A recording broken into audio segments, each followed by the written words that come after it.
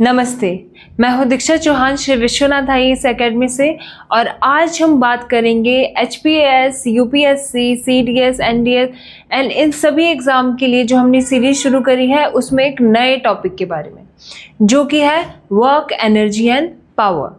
तो आज की वीडियो में हम बात करेंगे वर्क की। तो वर्क क्या होता है? वर्क एक ऐसी फोर्स जब हम किसी ऑब्जेक्ट पे लगाते हैं जिससे उसमें डिस्प्लेसमेंट प्रोड्यूस हो जाए, मतलब वो अपनी पोजीशन को चेंज कर ले। आपके पास कोई ऑब्जेक्ट है और इस ऑब्जेक्ट पे फोर्स लगाने पर ये ऑब्जेक्ट अपनी पोजीशन चेंज कर ले, ये ए पोजीशन पे है और ये डिस्प्लेस होके बी पॉइंट पे पहुंच जाए, तो बस हम बोलेंगे work is said to be done. मान लो ये एस डिस्टेंस यहाँ से यहाँ चला है, जब एफ इस पे फोर्स लगाई गई है तो हम बोलेंगे कि work is said to be done, मतलब काम हुआ है इस ऑब्जेक्ट पे, है ना। तो क्या होगा? When force produce motion in body, किसी बॉडी में फोर्स एक मोशन प्रोड्यूस करती है उसे बोलते हैं वर्क। तो जो हम लगाएंगे वर्क वो किसके बराबर होगा?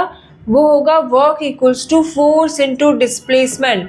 जितनी फोर्स लगा रहे हो और जितनी डिस्प्लेसमेंट प्रोड्यूस हो रही है उस ऑब्जेक्ट पे, उन दोनों के मल्टीप्लिकेशन को हम बोलेंगे वर्क। तो W equals to F into S होगा। S यहाँ पे डिस्प्लेसमेंट है और F है फोर्स। तो इनके बीच में हम कैसे, किस पे डिपेंड करता है? ये करता है cos of the angle of theta. मतलब क्या, कहाँ से आया ये? फोर्स और डिस्प्लेसमेंट के बीच का एंगल क्या है ना। इनके बीच का एंगल कितना है, कोण कितना है, इनकी डायरेक्शन कैसी है फोर्स की और डिस्प्लेसमेंट के एक दूसरे के साथ, उस पे डिपेंड करता है। तो वर्क देखो किस किस पे डिपेंड करता है, काम जो है वो किस किस पे डिपेंड करेगा। एक तो फोर्स पे डिपेंड करेगा, जितनी ज़्यादा फोर्स होगी उतना ज़्यादा वर्क डन होगा। एक करेगा वर्क डिपेंड डिस्प्लेसमेंट पे। मान लो आप एक दीवार पे फोर्स लगा रहे हो पर दीवार डिस्प्लेस ही नहीं हो रही है, ठीक है। तो अगर दीवार डिस्प्लेस ही नहीं हो रही तो वर्क डन कुछ होगा नहीं, डिस्प्लेसमेंट भी होना ज़रूरी है। आप बोलोगे मैंने तो दिन भर आज काम किया, मैंने दीवार पे वर्क डन किया, दीवार पे मैं जोर लगाता रहा, पर दीवार अगर मूव नहीं की तो आपका किया हुआ काम फिजिक्स की टर्म में अगर हम बात करें पूरा ज़ीरो है। पहली चीज़, अगर फोर्स ही ज़ीरो गया, अगर आप फोर्स ही नहीं लगाओगे किसी ऑब्जेक्ट पे वर्क डन ही नहीं होगा, तो वो वहाँ पे भी वर्क डन ज़ीरो होगा। तो देखो फोर्स पे भी डिपेंड कर रहा है, डिस्प्लेसमेंट पे भी डिपेंड करेगा और तीसरा डिपेंड करता है एंगल पे कि फोर्स और डिस्प्लेसमेंट के बीच में एंगल क्या होगा, ठीक है। ये अब अभी हम आगे पढ़ेंगे। तो वर्क क्या है? एक स्केलर क्वांटिटी है। स्केलर क्वांटिटी है क्योंकि हमने ये बात की है मोशन वाले वीडियो में कि स्केलर क्वांटिटी, वेक्टर क्वांटिटी क्या होती है। स्केलर क्वांटिटी होती है जिनको सिर्फ मैग्नीट्यूड चाहिए, जो सिर्फ मैग्नीट्यूड देती है, और वेक्टर होती है जो मैग्नीट्यूड के साथ साथ डायरेक्शन भी देती है।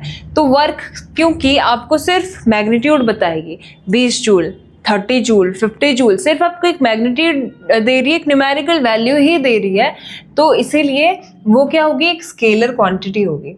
अच्छा, ऐसा यूनिट क्या होता है वर्क का? बहुत इंपॉर्टेंट है, वो होता है जूल। आगे चलेंगे। वर्क के 3 टाइप होते हैं। कौन कौन से? पॉजिटिव वर्क, नेगेटिव वर्क और ज़ीरो वर्क। ये किस हिसाब से हमने इनको बांटा है, कैसे डिवाइड किया है? वो डिवाइड किया गया है इनके एंगल के बेसिस पे। वर्क और डिस्प्लेसमेंट के बीच में एंगल की कितना है? 0 डिग्री का है तो कौन सा वर्क है, अगर 90 डिग्री का है तो कैसा वर्क है, और अगर 180 डिग्री का है तो कैसा वर्क है। तो एक एक करके डिस्कस करेंगे। सबसे पहले पॉजिटिव वर्क। तो पॉजिटिव वर्क क्या होगा? जब फोर्स डिस्प्लेस करेगी एक ऑब्जेक्ट को in its direction, then the work done is positive. जिस डायरेक्शन में आप फोर्स लगा रहे हैं उसी डायरेक्शन में अगर ऑब्जेक्ट मूव कर रहा है, जैसे आपने एक बॉक्स है, एक बॉक्स पे आपने फोर्स लगाई और फोर्स यहाँ लगाई और डिस्प्लेसमेंट भी तो यही हुआ, तो फोर्स के साथ डिस्प्लेसमेंट यही हो रहा है, उसी डायरेक्शन में हो रहा है। तो फोर्स और डिस्प्लेसमेंट के बीच में एंगल कितना है? इसी डायरेक्शन में फोर्स है, इसी डायरेक्शन में डिस्प्लेसमेंट है, कितना एंगल है? कोई एंगल बना ही नहीं है, तो कितना? थीटा इक्वल्स टू 0 डिग्री का है। तो थीटा अगर 0 डिग्री है तो यहाँ पे कॉस 0 रखोगे। W इक्वल्स टू हमें मालूम है FS कॉस थीटा होता है।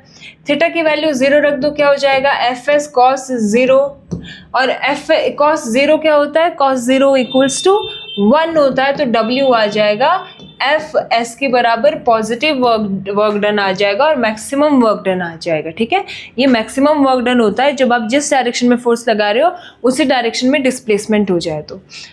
और क्या एग्जांपल दिया इसका, work done in motion of ball falling from the towards the ground. अगर एक ग्राउंड की तरफ कोई बॉल गिर रहा है, ये कोई बॉल है जो ऊपर से गिर रहा है और ग्राउंड की ओर गिर रहा है, तो डिस्प्लेसमेंट भी इसका नीचे हो रहा है। और क्या एक्सेलरेशन जो इस पे लग रही है, एक्सेलरेशन ड्यू टू ग्रेविटी, वो भी इसको नीचे की ओर ही खींच रही है। तो दोनों चीज़ें देखो, डिस्प्लेसमेंट और acceleration due to gravity same direction में है, तो एंगल क्या है, ये एक्सेलरेशन ड्यू टू ग्रेविटी, यहाँ पे फोर्स है ना mg, तो नीचे की ओर ही लग रही है दोनों चीज़ें नीचे की ओर लग रही है। एंगल होगा 0 डिग्री, एंगल 0 होगा, फोर्स होगा, वर्क डन होगा पॉजिटिव। ठीक है, तो ये इसका एग्जाम्पल हो जाएगा। तो जितने मैक्सिमम मोशन हम करते हैं ना, हम किसी चीज़ को धक्का देंगे वो उसी डायरेक्शन में मूव कर जाएगा, तो ये पॉजिटिव वर्क डन में ही आते हैं। अगला देखेंगे negative work done. Negative work done में क्या आएगा, अगर फोर्स लगा रहे हैं किसी ऑब्जेक्ट पे और जिस डायरेक्शन में फोर्स लगा रहे हैं उसके ऑपोजिट डायरेक्शन में अगर डिस्प्लेसमेंट हो रहा है, then the work is said to be negative. Force आगे डिस्प्लेसमेंट पीछे, या फोर्स पीछे डिस्प्लेसमेंट आगे, तो हम बोलेंगे नेगेटिव वर्क डन हुआ है। तो अगर देखो कोई भी ऑब्जेक्ट है उस पर कोई किसी भी डायरेक्शन में वो डिस्प्लेसमेंट आगे कर रहा है, फोर्स लग रही है आगे की ओर और डिस्प्लेसमेंट हो रही है आगे की ओर, है ना, डिस्प्लेसमेंट हो रही है आगे की ओर फोर्स की वजह से। पर जो ग्राउंड पे एक फोर्स लगता है, कौन सा फोर्स, फ्रिक्शनल फोर्स, वो हमेशा ऑपोजिट होता है। कोई भी ऑब्जेक्ट मोशन कर रहा है अगर किसी सरफेस पे, तो उस पे जो फ्रिक्शनल फोर्स एक्ट कर रहा है दैट इज ऑलवेज ऑपोजिट, है ना, मोशन के ऑपोजिट डायरेक्शन में होगा। तो जो ये वाला फोर्स है ये तो हमेशा ऑपोजिट होगा डिस्प्लेसमेंट के, तो इसलिए हमेशा ये नेगेटिव वर्क डन करेगा फ्रिक्शन सभी ऑब्जेक्ट के मोशन पे। ठीक है, फ्रिक्शन हमेशा नेगेटिव वर्क करता है। तो यहाँ पे एंगल कितना हो जाएगा, डिस्प्लेसमेंट आगे हो रही है, फोर्स पीछे लग रही है, तो इनके बीच में एंगल है 180 डिग्री का, तो 180 डिग्री का एंगल होगा। थीटा की वैल्यू 180 रख दो, कॉस थीटा, तो कॉस 180 हो गया। कॉस 180 क्या होता है, कॉस 180 डिग्री होता है -1, तो -1 रख दिया, तो एफ नेगेटिव एफ एस आ गया जो कि होगा नेगेटिव वर्क डन। और क्या एग्जांपल दिया है आपको, अगर आप एक बॉल को क्या करोगे, ऊपर की ओर थ्रो करोगे, तो डिस्प्लेसमेंट ऊपर हो रहा है पर एक्सेलरेशन ड्यू टू ग्रेविटी जो फोर्स लग रहा है वो तो नीचे की ओर है वो फोर्स, तो एक्सेलरेशन ड्यू टू ग्रेविटी नीचे की ओर है mg और ऊपर की ओर लग रहा है डिस्प्लेसमेंट, दोनों ऑपोजिट डायरेक्शन में है, एंगल बिटवीन देम इज 180 और ऊपर की ओर बॉल जाएगी तो नेगेटिव वर्क डन, नीचे की ओर अगर आएगी तो पॉजिटिव वर्क डन, क्योंकि नीचे और आते हुए फोर्स और डिस्प्लेसमेंट में एंगल 0 डिग्री हो जाएगा। ठीक है, अगला देखो zero work done. Zero work done कब होता है, जीरो वर्क डन होता है जब फोर्स और डिस्प्लेसमेंट एक दूसरे से परपेंडिकुलर हो जाए, मतलब 90 डिग्री का एंगल बनाए, फोर्स और डिस्प्लेसमेंट एक दूसरे के साथ 90 डिग्री का एंगल बनाए। ठीक है, तो यहाँ पे हो जाएगा जीरो वर्क डन। ये और भी डिपेंड करता है, जैसे हमने पढ़ा कि फोर्स पे डिपेंड करता है, डिस्प्लेसमेंट पे डिपेंड करता है, थीटा पे डिपेंड करता है। अगर फोर्स जीरो हो गई तो वर्क डन जीरो हो गया, अगर आप फोर्स ही नहीं लगा रहे हो किसी ऑब्जेक्ट पे। अगर डिस्प्लेसमेंट जीरो हो गया, अगर कोई बॉडी ने कोई डिस्प्लेसमेंट ही नहीं की तो फिर आपका वर्क डन जीरो हो जाएगा। और अगर आपका थीटा 90 डिग्री हो गया, मतलब फोर्स और डिस्प्लेसमेंट का बीच का एंगल 90 हो गया, तो भी वर्क डन जीरो हो जाएगा। तो इन तीनों पे डिपेंड करता है जीरो वर्क डन। तो थीटा इक्वल्स टू 90, तो 90 यहाँ पे रखोगे तो ये वर्क डन जीरो हो जाएगा। 90 कब होगा, अब देखो अगर आप एग्जाम्पल लोगे तो देखो ये जैसे ब्रीफकेस उठा के ये जा रहे हैं अगर, तो फोर्स ऊपर की ओर लग रही है क्योंकि उठाने में ऊपर की ओर फोर्स लगा रहे हैं, और डिस्प्लेसमेंट आगे की ओर कर रहे हैं, चल आगे की ओर रहे, उठा आगे रहे हैं, तो यहाँ पे ये 90 डिग्री, मतलब इन्होंने इनका जो वर्क डन है दैट इज जीरो, पूरा वर्क डन क्या हो जाएगा, जीरो हो जाएगा, क्योंकि कॉस 90 हो जाएगा और कॉस 90 वैल्यू जीरो होती है, तो वर्क डन भी जीरो हो जाएगा। अगर मैं बात करूँ कुली, तो ये इसका बड़ा फेमस केस है फिर, कि जो कुली होता है अपने सर पे जब वो बोझा उठा के चल रहा होता है, बोझा उठा के आगे की ओर चल रहा होता है। तो जब इस वेट का फोर्स है वो हमेशा नीचे की ओर लगा रहेगा mg, और इसका डिस्प्लेसमेंट आगे की ओर है क्योंकि आगे की ओर चल रहा है। तो बीच में एंगल कितने का बना, 90 डिग्री का, और वर्क डन कितना हुआ, 0। वैसे तो बहुत काम किया होगा, पर अगर हम फिजिक्स की बात करें तो इस फिजिक्स में 90 डिग्री जब एंगल हो जाता है तो 0 वर्क डन हो जाता है। तो ये आपके पास कुछ, आज सिर्फ हमने वर्क टॉपिक ही, इजी टॉपिक है, वर्क ही हमने कवर किया, और इसके कुछ एमसीक्यूज देख लेते हैं कैसे यहाँ से बन सकते हैं प्रैक्टिस क्वेश्चंस। तो स्टेटमेंट्स दिए, आपको बताना है कौन सी करेक्ट है। तो work is said to be done only when the force is applied and the body is displaced, सही है, क्योंकि वर्क डन कब होगा, जब फोर्स अप्लाई करी जाएगी और बॉडी में डिस्प्लेसमेंट होगा, तभी हम बोलेंगे कुछ वर्क डन हुआ है। तो ये सही है। If there is no displacement no work is done even if force is applied. हाँ, अगर हम जैसे दीवार का एग्जाम्पल दिया, आप सुबह से शाम तक दीवार में धक्का दे दो तब भी वर्क डन नहीं होगा क्योंकि दीवार वहाँ से मूव नहीं करेगी।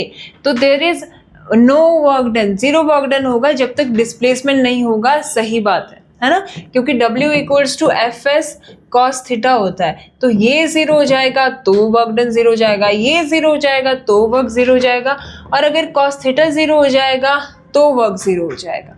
तो अगर डिस्प्लेसमेंट 0 हो गई तो सारा मल्टीप्लीकेशन में तो 0 हो जाएगा।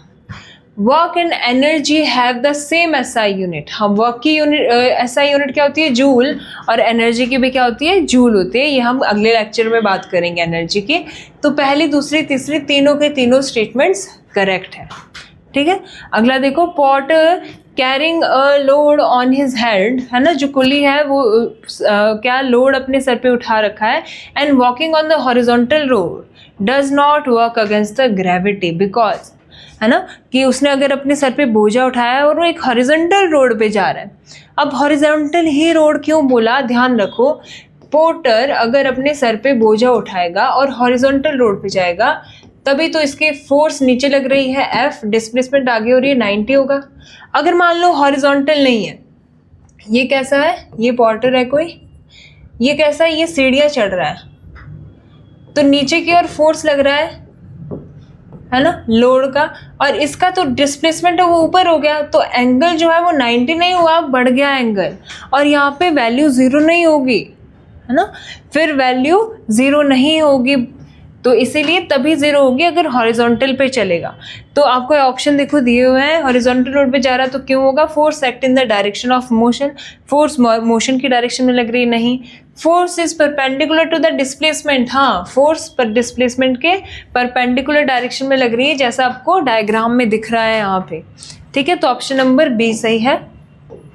अगला, which of the following situation involve negative work. Negative work किस किस में आता है, देखो, a ball thrown vertically upward against gravity, अभी किया, बॉल ऊपर की ओर जा रहा है फोर्स, और डिस्प्लेसमेंट जो डिस्प्लेसमेंट है वो ऊपर की ओर हो रहा है, सॉरी, डिस्प्लेसमेंट ऊपर की ओर हो रहा है क्योंकि बॉल ऊपर जा रहा है, और जो एक्सेलरेशन ड्यू टू ग्रेविटी है mg वो नीचे की ओर इस पे फोर्स लग रहा है। तो ये कैसा है, 180 डिग्री का एंगल बनेगा, और वर्क कैसा होगा, वर्क डन नेगेटिव हो जाएगा। तो ये तो सही है, नेगेटिव वर्क डन पूछा है। A body sliding on rough horizontal surface under friction, अभी बताया एक बॉडी है जिस पे फ्रिक्शन लग रहा है, तो ये आगे की ओर अगर मूव कर रही है, फ्रिक्शन पीछे की ओर लगेगा, दोनों का डायरेक्शन ऑपोजिट हो गया और एंगल 180 हो गया, और फिर से वर्क डन कैसा हो गया, 0 हो गया, सॉरी नेगेटिव हो गया। तो ये भी क्या हो जाएगी, negative work done. A satellite revolving earth under centripetal force, एक सैटेलाइट है अर्थ के आसपास घूम रही है सेंट्रीपिटल फोर्स में, तो इसमें क्या होगा, इसमें देखो हर किसी भी पॉइंट पे आप अगर इसकी डायरेक्शन देखोगे तो ऐसी आएगी, इस पॉइंट में है इसकी डायरेक्शन ऐसी आएगी, इस पॉइंट पे है इसकी डायरेक्शन ऐसी आएगी। तो डिस्प्लेसमेंट ये इधर इधर कर रहा है, फोर्स कहाँ लग रही है, फोर्स हमेशा रेडियस के अलोंग लगती है, और हर पॉइंट पे ये परपेंडिकुलर हो रहा है डिस्प्लेसमेंट के। तो force and displacement perpendicular at each point, है ना, एवरी पॉइंट अगर आप देखोगे हर पॉइंट पे 90 डिग्री बना रहा है एंगल, 90 डिग्री बनाएगा, वर्क डन 0 हो जाएगा। तो ये वाला 0 हो गया, ये 2 नेगेटिव है, तो 1 and 2 ओनली। अगला देखो, with reference to the concept work in physics consider the following work is a scalar quantity, सही बात है, वर्क स्केलर है क्योंकि सिर्फ आपको न्यूमेरिकल वैल्यू देता है, सिर्फ मैग्नीट्यूड देता है, डायरेक्शन नहीं देता। Work done can be positive, negative और ज़ीरो, ये तीनों चीज़ें हो सकता है। अभी हमने किए वर्क की टाइप। और work done by centripetal force on a body moving in a circle is positive, ये गलत हो गया। अब भी बताया सेंट्रीपिटल फोर्स जो लगाती है किसी रिवॉल्विंग बॉडी पे वो हमेशा ज़ीरो हो जाता है ना। तो यहाँ पे पॉजिटिव बोला है तो पॉजिटिव नहीं, ज़ीरो होता है। तो 1 और 2, तो 1 और 2 सही है। ठीक है, तो आज के लेक्चर में इतना ही। मिलते हैं अपने नेक्स्ट लेक्चर में जिसमें हम बात करेंगे एनर्जी के बारे में और पावर के बारे में। थैंक यू, जय हिंद।